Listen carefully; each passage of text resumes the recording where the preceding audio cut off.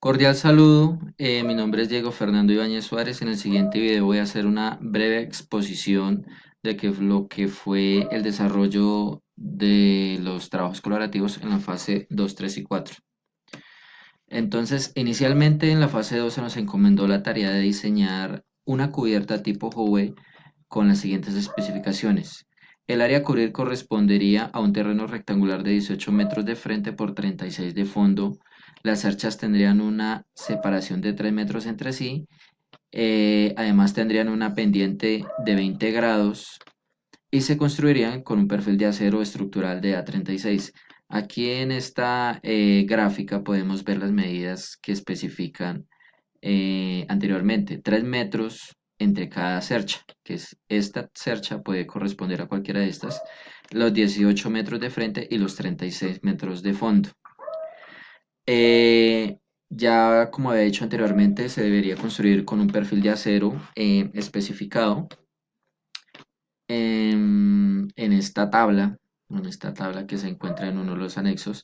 Para la cubierta también se usarán tejas Eternit número 5, con la cual también se encuentra una tabla con las especificaciones para cada teja. Se debería escoger pues la más adecuada, la que em, fuera la idónea para el diseño de la teja. Además, también se cuenta con unas medidas de las correas de celosía que se diseñarían para la estructura. Entonces, inicialmente se deberían hacer unos cálculos como las áreas de influencia que se miden tomando la distancia entre cerchas y por la longitud de la cuerda superior. Las cargas vivas. Las cargas vivas, ¿cómo se calculan? Entonces, tenemos que las cargas vivas se denotan o se halla el valor tomando el peso promedio de una persona por el área total de influencia por la fuerza de gravedad. Entonces aquí tenemos un valor que sería el valor inicialmente que se tomaría para las cargas vivas. En las cargas muertas, igualmente para las cargas muertas, entonces se toma el peso propio de la cercha, que es la sumatoria de la longitud de las barras por la densidad del perfil seleccionado por la gravedad. El peso de las correas de celosía, que es la sumatoria de longitud de las correas por la densidad lineal de la celosía por la gravedad.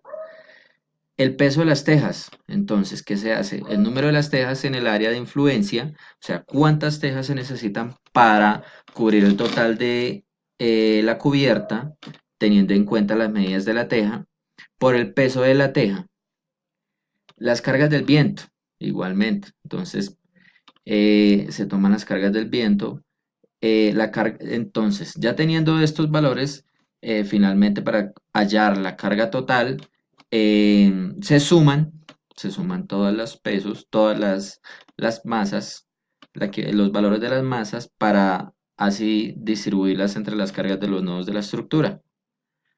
Para la fase 3 continuamos con la misma cercha tipo Howe, y una vez ya se han obtenido las masas en cada nodo de la estructura, entonces se procede a calcular las fuerzas internas de cada una de las barras de la cercha asignada por el método de los nodos y se clasificarían como de tracción, de compresión o en su defecto de fuerza nula, haciendo los diagramas de cuerpo libre para cada nodo y resolviendo detalladamente.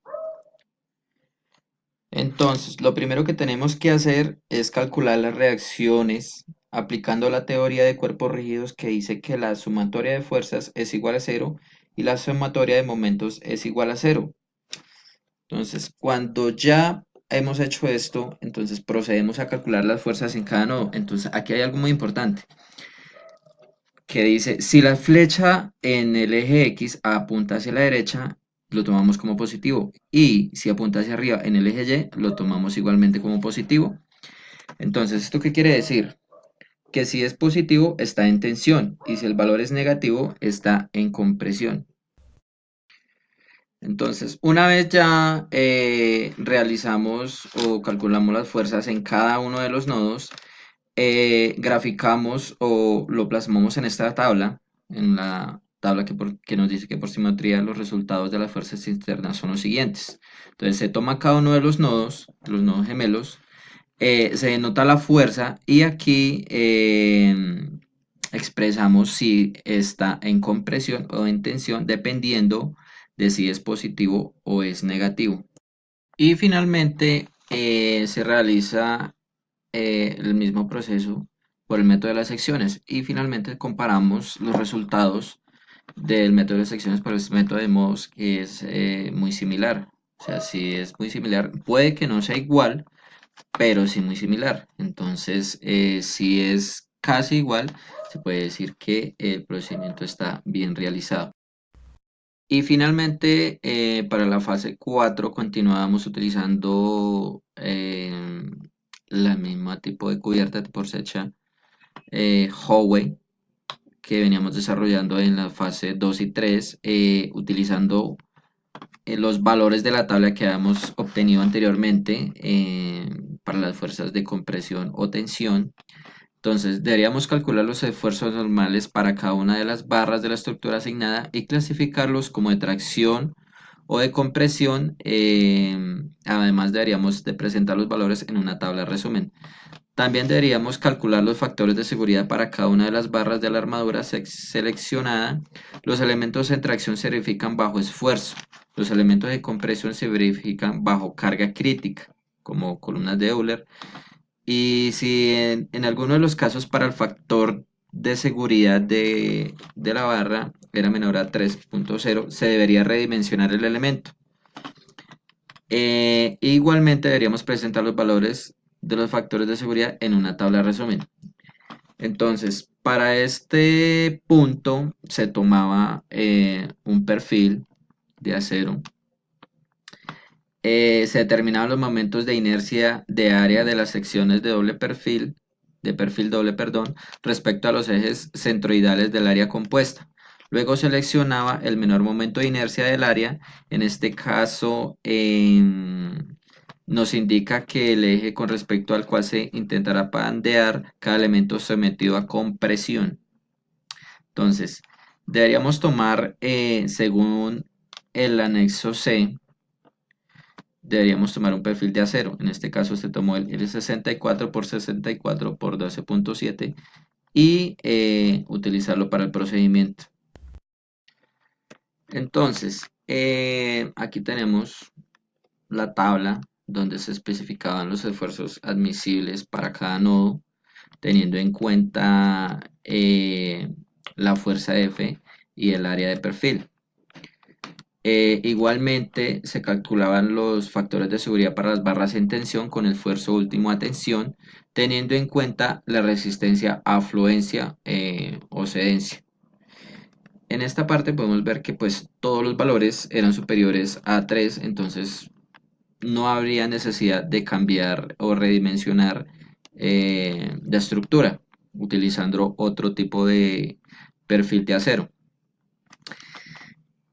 Para los factores de seguridad de las barras en compresión, entonces, con el criterio de carga crítica en columnas de Euler, podemos ver que hay algunos valores que se encuentran por debajo de 3, de 3.0.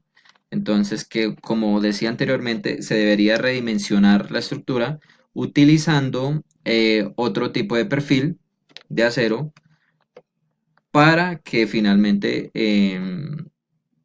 los factores de seguridad nos estuvieran por encima de 3. Entonces, una vez obteníamos los factores de seguridad por encima de 3, se podría decir que los cálculos estaban bien realizados y la cercha era procedente realizarla. Y con esto se finalizaba las tres fases en las cuales estaban divididas la fase colaborativa, fase 2, fase 3 y fase 4, eh, culminando así el diseño desde su parte inicial hasta su concepción de la cercha asignada por el tutor para la actividad. Muchas gracias.